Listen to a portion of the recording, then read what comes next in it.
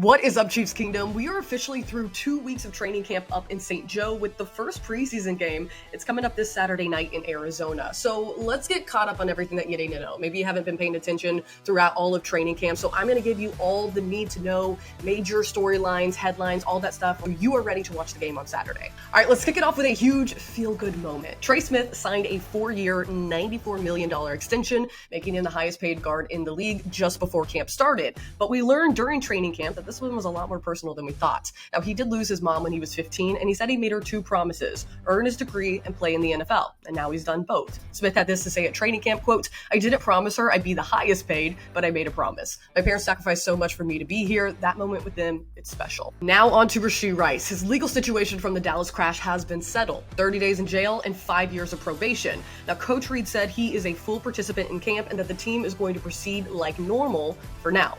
Rice told reporters at the podium during training camp, quote, "Honestly, it's still in the works. My legal team is handling that. All I can do is focus on what I can control, and that's doing what I do best here on the field." Let's move on to the offensive line topic, where things are heating up. With first-round draft pick Josh Simmons seemingly locking in the starting role at left tackle, the Chiefs now have 2 open starting jobs. So between Kingsley Suamataia, Jawan Taylor, and Jalen Moore, 3 guys are battling it out for those final 2 spots. Now, Andy Reid said, quote, "We feel like we need all of them. They're rotating and doing that, and we'll just see who the 2 are at the end when we get done."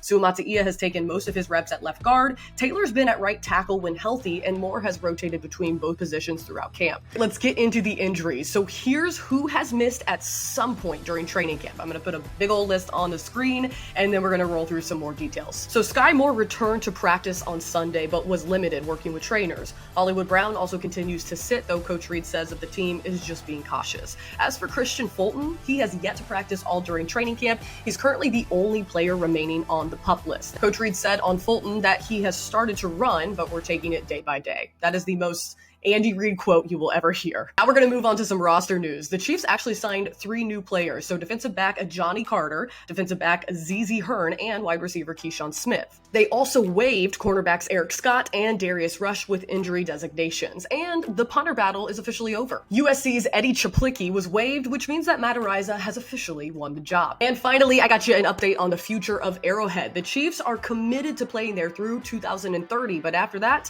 President Mark Donovan said at training camp that, quote, "We want ready to sign proposals from every option." CEO Clark Hunt added, quote, "There's urgency, but I can't will it to happen any faster." So that is where things stand. From roster battles to injury updates and pretty much everything in between, you are officially caught up. So the Chiefs are back at practice tomorrow. They had today off. Then they are working on Wednesday, Thursday, leaving town on Friday, of course, before their game on Saturday. Chiefs at Cardinals, 7 p.m. Central Time. Preseason game 1 is almost here.